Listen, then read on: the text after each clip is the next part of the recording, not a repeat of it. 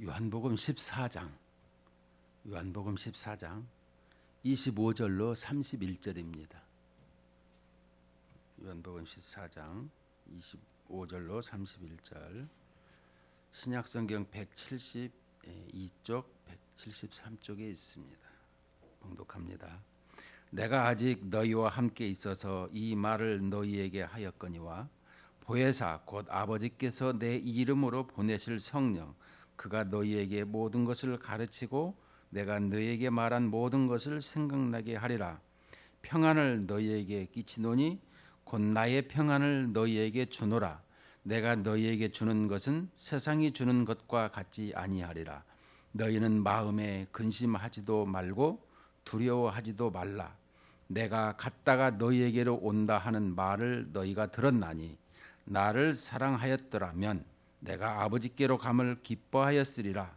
아버지는 나보다 크심이라. 이제 일이 일어나기 전에 너희에게 말한 것은 일이 일어날 때에 너희로 믿게 하려 함이라. 이후에는 내가 너희와 말을 많이 하지 아니하리니 이 세상에 임금이 오겠음이라. 그러나 그는 내게 관계할 것이 없으니 오직 내가 아버지를 사랑하는 것과 아버지께서 명하신 대로 행하는 것을 세상이 알게 하려 함이로라. 일어나라 여기를 떠나자 하시니라. 아멘. 찬양대 찬양이 있겠습니다.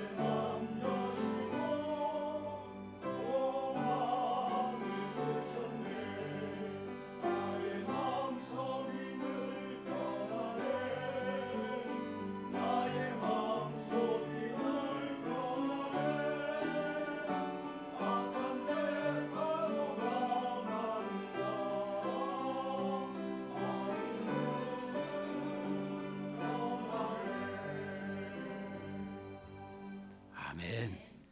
잠시 기도하십니다. 하나님 아버지, 은혜와 사랑을 감사합니다. 세상에 많은 사람들이 있지만 잘나지도 못한 저희들을 택하시고 부르셔서 이렇게 주님 앞에 나와 예배케 하신 것을 생각할 때마다 감사와 찬송을 올립니다. 하나님 아버지, 이 시간도 주님을 예배하면서 우리의 마음속에 여러모로 하나님 죄악을 많이 범했음을, 우리의 마음이 무거워져 있음을 이 시간도 회개하나이다. 주여, 겸손히 머리를 조아릴 때에 그리스도의 보혈로 정결케 하시고 자유하는 마음 주시고 기쁨이 샘솟게 하사 주님 한 분만을 집중적으로 바라볼 수 있는 은혜의 시간으로 인도해 주시옵소서. 여러 가지 많은 문제를 가지고 나왔는데 하나님 예배드리는 한 시간 동안에 이 모든 것이 해결되어지게 하여 주시고 하나님 말씀을 들을 때마다 큰 위로와 힘이 되어지도록 인도해 주시옵소서. 또 참석하지 못한 우리의 반석장로교의 많은 성도들을 기억하여 주시고 코로나 바이러스로 인해서 두려움과 근심으로 인한 저들의 마음을 평안케 하사 하나님 앞에 예배하러 나올 수 있는 믿음도 주시고 은혜도 베풀어 주시옵소서. 저들에게 속해 있는 모든 아버지여 권속들에게도 함께 하시고 다음 시간에 꼭 나올 수 있도록 또한 은총도 더하여 주시옵소서. 이 시간도 귀한 말씀 증거하고자 할 때에 주의 성령께서 말씀해 주셔서 전하는 이나 듣는 이 피차 은혜 받게 하여 주옵소서. 모든 것을 의지하옵고 거룩하신 예수 그리스도의 이름으로 감사 기도 올리옵나이다. 아멘. 예, 우리 옆에 사람에게 떨어져 있지만 인사하십시다. 주의 이름으로 사랑합니다. 예, 감사합니다.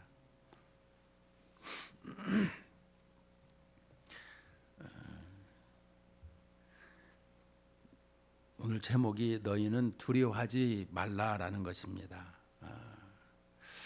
내가 목적을 세우기를 두려움이 있는 자들이 주님과의 관계를 바르게 하며 또 평안한 삶을 살게 하는 데 목적이 있다. 이런 말씀입니다. 요사이 한국 사람들은 물론이고 전 세계 사람들이 이 코로나 바이러스로 인해서 두려움에 많이 떨고 있습니다. 왜냐하면 감염 확진이 내려지면 격리 치료를 받아야 하고 또 치사율이 높고 감염성이 강하여서 이를 방지하고자 또 각 나라마다 국경문도 닫고 또 마스크를 사기 위해서 아우성인 것을 우리는 보고 있습니다. 사람들 간의 접촉을 피하기 위해서 거리두기 이렇게 표현을 하면서 모든 사회 활동을 자제하고 있는 상태입니다. 학교는 봄학기 개강을 연기하고 있고 회사원들은 집에서 재택근무가 늘어가고 있는 상태입니다. 거리에는 사람이 보이지를 않고 두려움에 우리들의 몸과 마음을 항상 휘감고 있는 것을 보고 있습니다. 우리의 역사상에 경험하지 못한 엄청난 사건을 지금 경험하고 보고 있습니다. 문제는 두려움인 것입니다. 코로나 바이러스는 언젠가 진압되고 퇴치될 것인데 우리가 갖는 두려움이 우리의 삶을 지배하고 다스리고 있더라라는 것이 문제입니다. 그래서 두려움을 이겨야 한다라는 것입니다. 헨리 나우엔의 저서 중에 두려움에서 사랑으로라는 책이 있습니다. 그 책에 나오는 얘기가 지금의 우리에게 이렇게 시사해 주는 얘기 같아서 소개합니다. 옛날에 어느 마을에 한 무리가 이 무리가 살고 있었는데 세계의 자원이 점점 고갈해 간다는 것을 알게 되었습니다. 많은 사람들이 모여서 석탄이 모자라고 기름이 모자라고 자원이 점점 없어진다라는 얘기가 몇 주일 동안 그 동네에 화제가 되었습니다. 그러다 보니 돈 좀 있는 사람들이 사재기를 시작했습니다. 다른 사람들이 그들을 비난했습니다. 그래, 사재기에서 어떻게 하겠다고, 우리 다 죽을 때 며칠 더 살겠다고 비난을 했지만은 그들은 막무가내했습니다. 그들은 있는 대로 사재기를 해서 자기네 지하실에 쌓아두는 것입니다. 그래서 다른 사람들이 아무리 우리가 부족하고 이렇게 말을 해도 아랑곳 없이 사재기에 열심이었습니다. 비상식량, 비상시대를 대비한다는 명목으로 말입니다. 다른 사람들이 우리에게도 필요하다고 말해도 아랑곳하지 않습니다. 그리고 욕심쟁이들은 다른 사람들이 혹시라도 습격할까 봐 사재기에 놓은 것을 누가 도둑질이라도 할까 봐 두려워서 집안에 감옥을 짓고 그 감옥 속에 꽁꽁 숨겨놓고 그렇게 살았습니다. 그리고 얼마 지나 보니까 그 사이에 그 집안 식구들이 전부 감옥에 들어가 있더라라는 얘기인 것입니다. 우리는 이렇게 공동체 속에서 함께 나누어야 되는데 그렇지를 못하고 있는 것을 보고 있는 것입니다. 어떤 이런 어려운 위기가 닥칠 때에 이런 것을 보게 되는 것입니다. 지금 일본에 이제 올림픽 문제도 있고 그 전에 이미 일본에는 쓰나미로 말미암아서 그 방사성 물질로 힘들어하고 있는 것을 봅니다. 근데 그 방사성 물질이 우리나라는 오지 않는다라고 이 얘기를 많이들 합니다. 왜냐 그러면 이 태평양 쪽으로 이게 동쪽으로 가기 때문에 우리는 이 서쪽에 있어서 그런 일은 없다 이런 얘기를 하는 얘기를 이 기상대에서 얘기할 때가 있었습니다만은 여러분 그것이 맞는 말일까요? 그렇지 않습니다. 방사성은 이렇게 있다가 그것이 위로 올라가게 됩니다. 위로 올라가게 되는데 이 지구는 자전과 공전을 하고 있습니다. 자전은 스스로 도는데 24시간을 돌게 되죠. 공전은 태양을 1년 365일 동안 돌게 되어 있습니다. 그런데 이 자전할 때의 그 시속이 몇 킬로냐면 1600km예요. 얼마나 빨리 돌고 있습니까? 그런데 우리가 알게 되면 이 대기권이라는 것이 있습니다. 그 층으로 올라가게 되면 이 지구가 돌기 때문에 하루 이틀 사흘째 될 때에 다시 돌아오는 것입니다. 항상 그 순환이 되어서 우리는 이 바람이 이 지역에서는 왔다 갔다 하는 것 바람이 있지만 그러나 그 올라가 있는 것이 지구가 돌기 때문에 다시 우리도 함께 한다라는 것입니다. 우리는 곰곰이 생각해 봐야 되는 것입니다. 남이 안 됐을 적에 나는 다행이다 이런 생각이 아니라 그 사람들이 주어질 때에 나도 고통이 온다라는 것입니다. 그 사람이 잘 될 때에 나도 잘 되는데 그 사람이 잘못됐을 때에 이런 생각을 우리는 가져야 된다라는 것입니다. 우리는 너무너무 이기적인 생각이 있지 않는가. 요즘 마스크 부족으로 인해서 많은 사람이 고통받고 있는 것을 보게 됩니다. 저희 교회에 이 동그란 것이지만 메르스를 때문에 그때 누가 이걸 좀 가져가라고 그래서 가져다가 놔뒀던 것이 지금 활용하고 있는 것을 볼 수 있는데요. 전 세계가 이렇게 숨 쉬는 것 때문에 전파되는 것 때문에 이 감염병 때문에 고통을 받고 있더라라고 얘기하고 있습니다. 자, 오늘 본문 속에서 보게 되면 너희는 두려워하지 말라라고 하고 있습니다. 여러분 두려워하는 것이 뭐가 있겠습니까? 여러 가지 이야기가 있을 것입니다. 우리의 삶 속에 두려워하는 것이 건강도 있겠고 또 이 자식들의 안전도 있겠고 미래도 있겠으며 또 사람들과의 불편한 관계 속에서 생긴 두려움도 있을 것입니다. 또 물질의 손해를 볼까봐 또 전쟁이 일어날까봐 이런 바이러스가 언제까지 또 나에게도 올까봐 이런 것이 항상 근심과 두려움이 있게 되는 것입니다. 나아가서 어떤 소외감도 느끼고 또 실패할 때 나아가서 죄와 죽음으로 우리가 귀결될 때에 너무나 이 두려움이 있는 것을 우리는 알 수가 있는 것입니다. 오늘 주님께서 25절부터 31절 특별히 27절 말씀에 평안을 너희에게 끼치노니 곧 나의 평안을 너희에게 주노라. 내가 너희에게 주는 것은 세상이 주는 것과 같지 아니하리라. 너희는 마음에 근심하지도 말고 두려워하지도 말라. 주님이 우리에게 평안을 주신다라고 가르쳐주고 있습니다. 문제는 우리가 주님이 주시는 평안하고 내가 체감하는 것하고 생각하기 때문에 힘들어하고 있습니다. 자, 이걸 한번 잠깐 보세요. 여러분들에게 성경이 하나님께서 주시는 말씀을 바로 이해할 수가 있어야 되는 것입니다. 뭐냐면 창세 전에 이 창조 언약이 있는 것입니다. 그것이 바로 우리가 하나님의 이 창조 경륜은 계획이라고 하는 것인데 성부와 성자와 성령 하나님께서 이 협약이 된 것이 있습니다. 그것은 뭐냐 그러면 하나님의 나라를 세우고 우리와 같이 하나님의 형상을 닮은 백성들을 통해서 찬양과 예배를 받으시겠다라고 하는 이 계획을 세웠는데 그 계획을 성자 예수님을 통해서 이 세상 만물을 그러니까 성자 예수님이 중보자로서 하나님과 사람의 중보자로서 이 모든 것을 행하기로 협약을 하였더라라고 말씀하고 있습니다. 이 요한복음의 이 13장 다락방 강화에서도 또 나아가서 에베소서 1장에서 우리에게 잘 가르쳐 주고 있는 것입니다. 또 히브리서 10장에서도 가르치고 있는 것입니다. 문제는 우리가 그 창조 계획 속에 하나님께서 우리 이 사람들을 통해서 영광을 받으시려고 그 나라를 세웠는데, 그 나라가 어떤 나라예요? 바로 에덴 동산에서 아담을 하와를 이렇게 하나님의 백성을 만드신 것입니다. 그 언약, 이 창조 경륜에 지식이 바르게 있어야만이 되는 것입니다.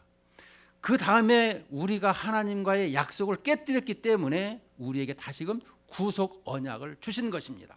그 구속 언약을 주셔서 우리 하나님께서 이 몸을 입으시고 이 땅에 오시는 이 메시아로 우리에게 설명해 주고 있습니다. 그래서 십자가에 지신 사건이 우리의 대표자로서 말씀해 주고 있는 대목인 것입니다.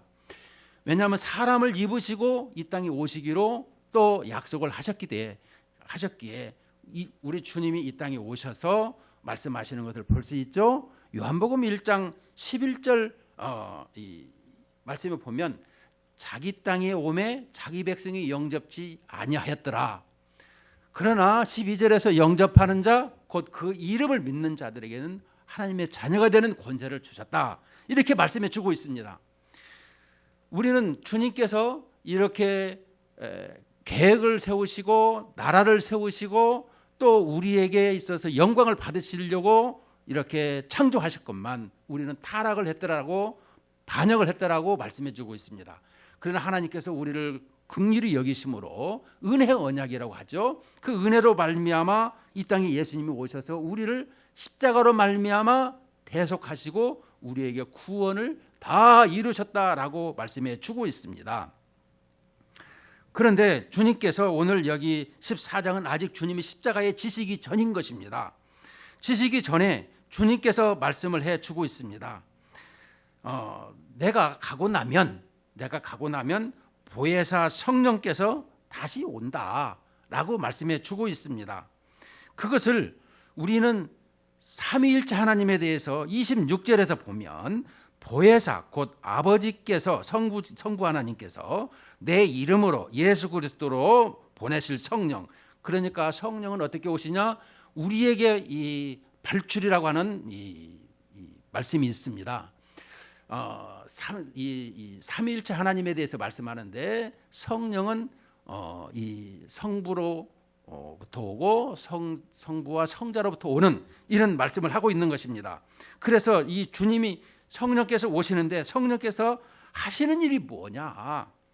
예수 그리스도는 우리의 이 사람의 대표자로서 십자가를 지셔야 하는 것이지만 그 일이 끝나고 나게 되면, 성취를 끝나고 나면 그 다음에 삼위이신 성령께서 하실 일이 뭐냐? 이 대목이 26절입니다. 그가 너희에게 모든 것을 가르치시고 내가 너희에게 말한 모든 것을 생각나게 하리라.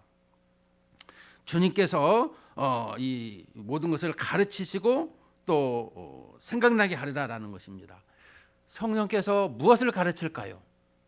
너희는 먼저 그의 나라와 의를 구하라고 하셨습니다. 하나님의 백성으로서의 이런 우리의 이 자녀로서의 살아갈 그런 기도와 또 그런 삶을 살아야 된다라는 것을 가르친다라는 것입니다.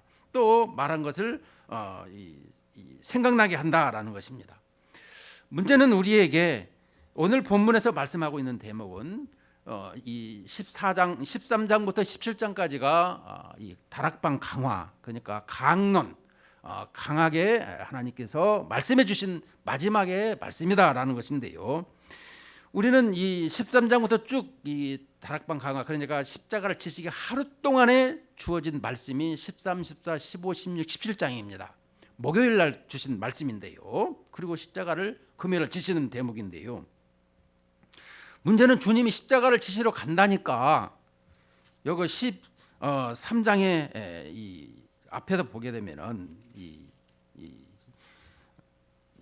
13장 베드로가 이렇게 말합니다. 13장 36절 37절에서 보게 되면 시몬 베드로가 이르되 주여 어디로 가시나이까? 예수께서 대답하시되 내가 가는 곳에 내가 지금은 따라올 수 없으나 후에는 따라오리라. 베드로가 이르되 주여 내가 지금은 어찌 따라갈 수 없나이까? 주를 위하여 내 목숨을 버리겠나이다. 예수께서 대답하시되 내가 나를 위하여 내 목숨을 버리겠느냐? 내가 진실로 내게 이르노니 닭 울기 전에 내가 3번 나를 부인하리라. 주님께서는 지금 말씀하고 있는 거예요. 주님이 십자가를 지시러 가는 길, 왜냐하면 주님께서 십자가를 지러 이 땅에 오셨기 때문에. 그런데 그거를 따라올 수가 없더라 지금 말씀하고 37절에는 나는 따라가겠나이다. 주님의 뜻을 모르고 있는 거예요. 그리고 나아가서 38절에 3번 내가 부인하리라는 것은 무엇이겠습니까? 육신의 안정을 위해서 지금 죽음을 이렇게 두려워하여서 어디로 가시나이까 물으면서 나아가서 내가 주를 따르겠나이다. 주님과 동행하겠나이다. 이렇게 지금 말하고 있는 대목인데요. 문제는 여기에서 보게 되게 되면 주님과의 우리와의 관계를 하나로 묶지를 못하고 있는 대목인 것입니다. 주님이 왜 오셨는가? 주님은 어떤 분이신가? 주님은 왜 십자가를 지셔야 되는 것인가? 분명히 사탄아 뒤로 물러가라 이렇게 16장에서 마태복음 16장에서도 말씀해주고 있는 대목을 우리는 볼 수 있습니다. 우리는 주님에 대해서 많이 알 것 같지만 이 부분을 잘 이해하지 못하고 있기 때문에 힘들어하는 것입니다. 오늘 여기 보혜사 성령께서도 우리에게 주신다는 말씀, 우리는 십자가를 지시고 나면은 주님께서 바톤을 우리에게 주시는 것입니다. 누구에게? 성령 하나님께. 성령을 볼 때에 구약에는 특별하게 역사할 때가 있었습니다. 성령께서 역사한 일을 하기 위해서, 일을 시키기 위해서, 또 하나님께서 그 모든 것을 주관하는 것을 볼 수 있는데, 사울 왕을 통해서 그 모든 일을 이렇게 왕 삼아서 행하는 것을 우리는 볼 수 있고요. 또 출애굽기 31장에서도 그 부살레를 통해서 성막을 지을 때의 역할을 감당해 가는 것을 볼 수 있습니다. 그런데 그때에 특별하게 임한 이후로는 성령이 임하지 않았어요. 그러나 이제는 신약에서 예수님께서 그 구원의 모든 것을 이루시고 난 이후부터는 성령을 우리에게 주시는데 우리 안에 임하게 된다는 것을 설명해 주고 있는 것입니다. 그러므로 너희들에게 평안을 주겠다 약속하셨고, 또 평안으로 우리에게 오셨고, 또 사도 바울은 우리에게 평안을 누리라 이렇게 말씀하는 것을 우리는 알 수가 있는 것입니다. 그 말씀은 이제 골로새서 3장 15절에서 16절에서 볼 수가 있는데요. 문제는 우리에게 이렇게 아직도 이 말씀을 구조적으로 이것을 이해할 수 있어야 내 마음의 근심과 두려움과 불안이 뭐냐, 이것을 쉽게 떨쳐버릴 수가 있는 거예요. 왜냐하면 주님과 이 바운들이 항상 연합되고 묶여있는 상태라고 한다면 우리는 전혀 두려움이 없는 것입니다. 주님의 시작과 끝, 알파와 오메가라고 하죠. 이것을 알고 있더라면 우리는 전혀 두려움이 없는 것입니다. 실은 우리가 이런 모든 것도, 코로나 바이러스도, 마스크 사재기 하는 것도 다 내가 안 걸리고 나는 건강하게 했다라는 것 아니겠습니까? 그런데 우리는 때가 되면 다 죽습니다. 다 죽어요. 아무리 이 세상에서 오래 산 사람이 있다 그래도 지금 이 노아 이후에 120세가 넘어가지 않는다라고 얘기를 하고 있습니다. 물론 이제 아브라함 시대 때까지 우리는 많이 산 것을 볼 수 있으나, 그러나 이 70이나 80 시편에서도 이렇게 90장에서도 말씀하고 있듯이 우리의 삶에 보게 되게 되면 수명이 이렇게 짧아지는 것을 볼 수가 있습니다. 자, 그런데 오늘 우리에게 이 근심이나 두려움이 오는 이유는 뭐냐? 신학적으로는 이렇게 하나님 말씀 보면 에덴 동산에 있을 적에 하나님과의 그 언약과의 관계를 가졌는데 우리가 그 언약을 파기하고 하나님 말씀대로 살지 않을 때에, 그래서 창세기 3장 10절에 보면 하나님께서 아담을 부르십니다. 그가 나무에 숨었어요. 그래서 왜 숨었냐라고 물으니까 하나님의 소리를 듣고 내가 벗었으므로 두려워하여 숨었나이다 이렇게 말합니다. 문제는 우리가 하나님과의 관계에서 멀어지게 되게 되면 하나님의 음성을 들을 때에 두려워하게 되고요. 또 나아가서 우리가 범죄할 때에 두려워하게 된다라는 것입니다. 여러분, 예배를 이게 자꾸 빼먹고 예배를 잘 안 드리게 되게 되면 마음에 많이 근심이 와요. 걱정이 와요. 그래서 우리의 심령이 상당히 이제 고통스러운 것을 볼 수가 있습니다. 왜냐? 내 안에 계신 성령 하나님이 계셔서 근심하기 때문에 그렇습니다. 나아가서 우리의 양심, 우리의 이 양심을 자꾸 누르고 있기 때문에, 마음을 누르기 때문에 우리가 고통받고 있는 것을 볼 수 있습니다. 그럴 때 어떻게 하죠? 회개하고 우리에게 신앙생활, 예수 그리스도의 십자가 이후에 신약에 사는 성도들, 성령의 이끌림대로 사는 성도들, 믿고 회개하는 자들, 우리에게 있어서 계속해서 믿고 회개하는 이런 모습 속에서 살아야 된다라고 가르쳐 주고 있는 것입니다. 우리는 에덴 동산에서 이렇게 범죄한 이후로 우리에게 다시금 하나님께서 말씀해 주고 있는 것입니다. 그것은 무엇이겠습니까? 바로 이 하나님 앞에 두려워하는 것이 아니라 평안을 위해서 우리 주님께서 십자가를 지셨더라라고 가르쳐 주고 있습니다. 20절을 요한복음 20장 19절 말씀을 보게 되면요. 이날 곧 안식 후 첫날 저녁 때에 제자들이 유대인들을 두려워하여 모인 곳의 문들을 닫았더니 예수께서 오사 가운데 서서 이르시되 너희에게 평강이 있을지어다. 이제는 십자가 지시기 전이 아니라 십자가 지시고 부활하신 다음에 우리에게 지금 말씀해 주고 있는 대목인 것입니다. 21절에도 예수께서 또 이르시되 너희에게 평강이 있을지어다. 아버지께서 나를 보내신 것 같이 나도 너희를 보내노라. 우리 주님은 성부의 이 보내심으로 우리에게 이 땅에 오셨다고 말씀해 주고 있습니다. 또 나아가서 26절에도 여드레를 지나서 제자들이 다시 집안에 있을 때에 도마도 함께 있고 문들이 닫혔는데 예수께서 오사 가운데 서서 이르시되 너희에게 평강이 있을지어다 하시고. 왜 도마에게 나타났을까요?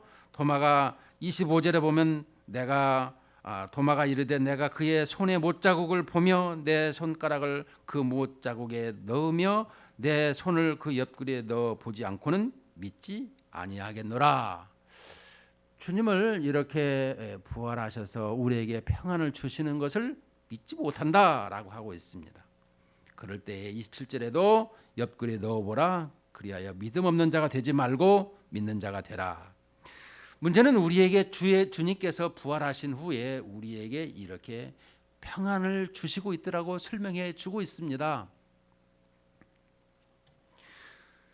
십자가 지시기 전에도 우리에게 평안을 약속하셨고 십자가 이후에도 부활 후에 이 부활 다음에 우리에게 이렇게 말씀해 주고 있습니다. 여기에 대한 것을 골로새서 3장 15절 16절에 사도 바울은 이렇게 말합니다. 그리스도의 평강이 너희 마음을 주장하게 하라. 너희는 평강을 위하여 한 몸으로 부르심을 받았나니 너희는 또한 감사하는 자가 되라. 그리스도의 말씀이 너희 속에 풍성히 거하여 모든 지혜로 피차 가르치며 권면하고 시와 찬송과 신령한 노래를 부르며 감사하는 마음으로 하나님을 찬양하고 또 무엇을 하든지 말이나 이래나 다 주 예수의 이름으로 하고 그를 힘입어 하나님 아버지께 감사하라. 우리가 볼 때에 지금 사도 바울도 그리스도의 평강이 너희 마음을 주장하게 하라, 이제 누리라 이렇게 가르쳐주고 있습니다. 여러분, 우리의 근심과 또 두려움이 어디에 있겠습니까? 우리는 이미 예수 그리스도를 영접하고 주님과 동행하는 이런 삶이요, 주님이 내 안에서 역사하시는 삶을 살고 있습니다. 그래서 성령께서 친히 인도하고 있더라라고 가르치면서 또한 한 몸으로 이렇게 부르심을 받았다라고 설명해 주고 있습니다. 우리는 이 평강을 누릴 수 있어야 되는 것입니다. 그 누리는 것은 무엇이겠습니까? 우리는 그 부분을 생각해 볼 때에 먼저 그리스도의 말씀이 너희 속에 풍성히 있기를 원한다라고 하고 있습니다. 여러분, 무엇보다도 우리의 이 평안이 깃들려면 하나님의 말씀, 하나님의 복음이 이 풍성하게 깃들려야 된다라고 하고 있습니다. 여러분, 로마서 1장을 한번 보시면 좋겠습니다.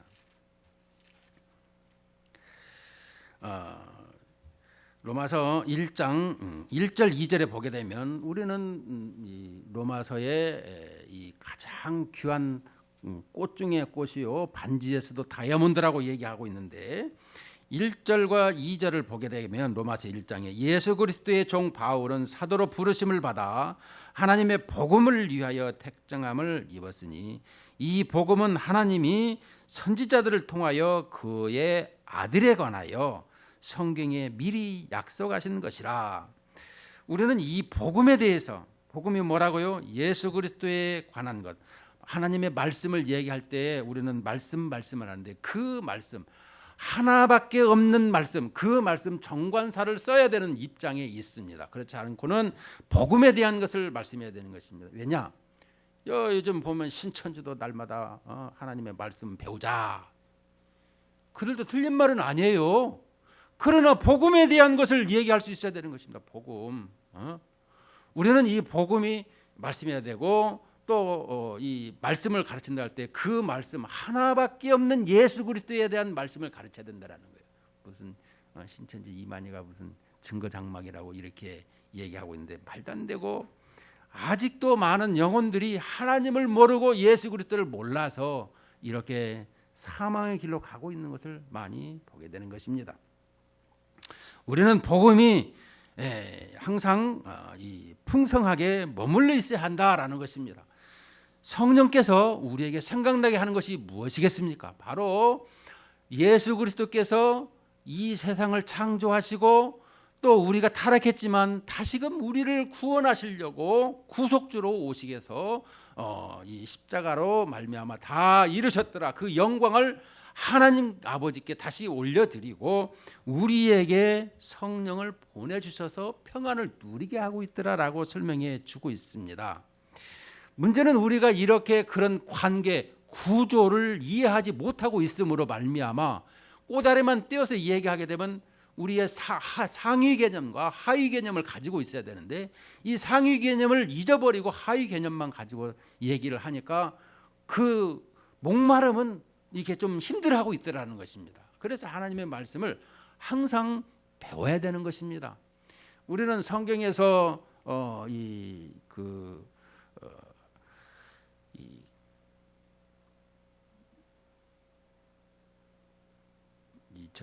이스라엘의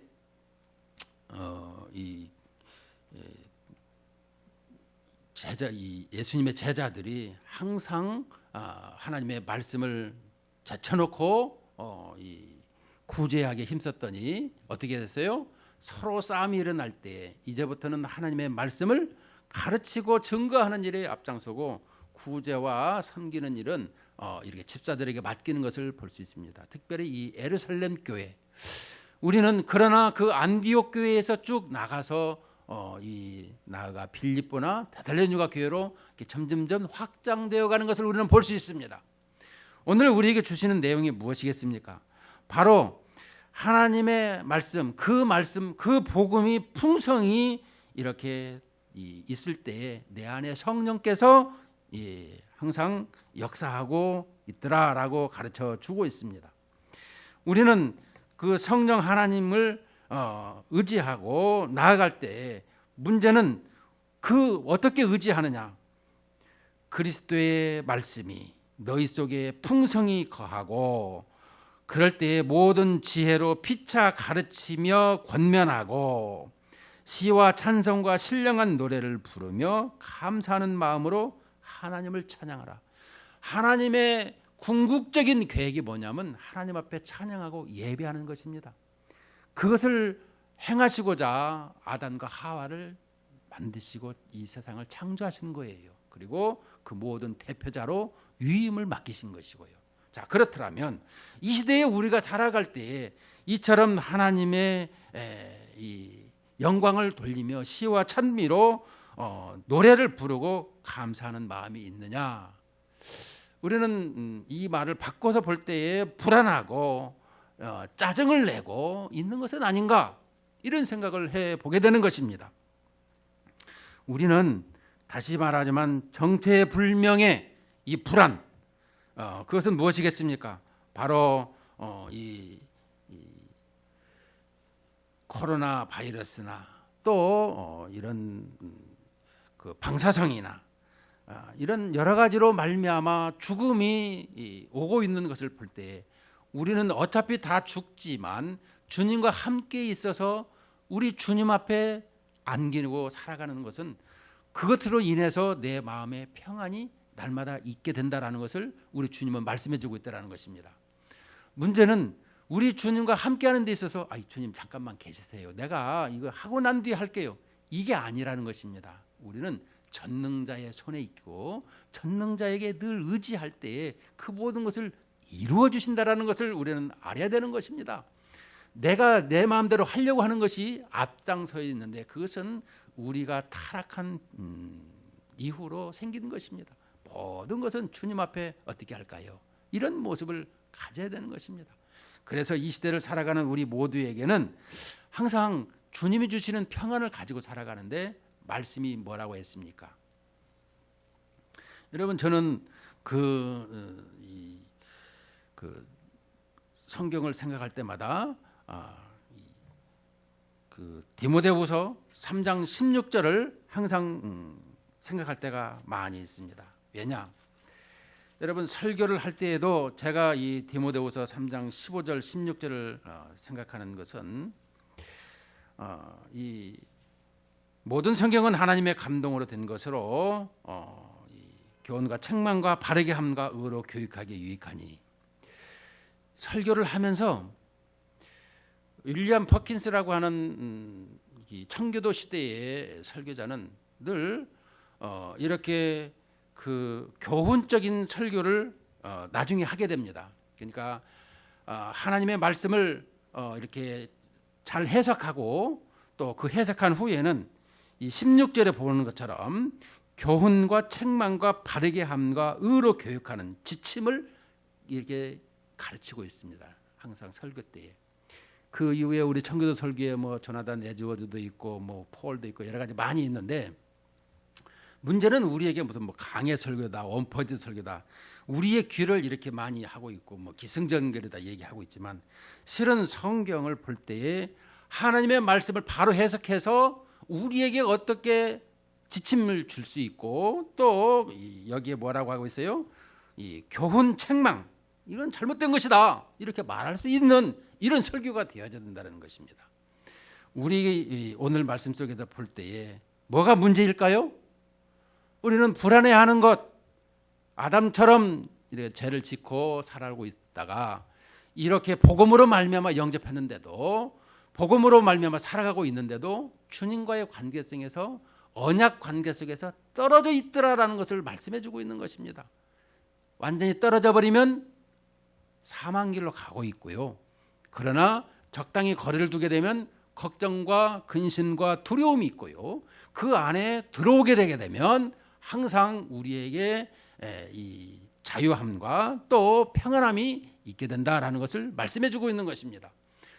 우리는 어디를 가서든지 이것도 지나가리라, 주님 앞에 어떤 모습으로 살아가는가. 여러분,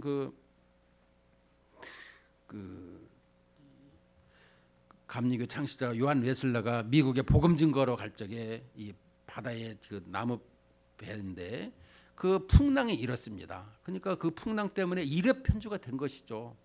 근데 많은 사람들이 좀 기도 좀 하시오. 이렇게 고통받고 힘들어하게 되면 뭔가 좀 이 하나님을 부르든가 뭔가 해야 되는 것 아니요? 이렇게 다른 사람들이 주위에서 말하고 있을 때에 우리는 거기에 대해서 말할 것이 없습니다. 우리는 미국에 도착하든지 천국에 도착하든지 둘 중에 하나는 도착할 것입니다. 왜? 주님이 인도하시니까. 이런 말씀을 했다고 그래요. 결론적인 것은 무엇이겠습니까? 우리 신앙생활 한다고 하지만 주님과의 바른 이런 신앙생활, 우리는 자꾸 놓치고 있지 않느냐라는 말씀입니다. 항상 하나님과 함께하는, 그래서 시와 찬미와 하나님 말씀을 가르치고 배우고 읽고 또 주님의 뜻대로 살아가는 이러한 우리 믿음의 사람들 되시기를 주의 이름으로 축원을 드립니다. 하나님 아버지 감사합니다. 저희들에게 세상 끝날까지 함께 하시겠다라고 하는 주님의 말씀을 기억하면서 우리는 시작과 끝을 알기에 주님께서 우리에게 주시는 그 십자가로 말미암아 구속하시고 구원을 주시고 평안을 주시고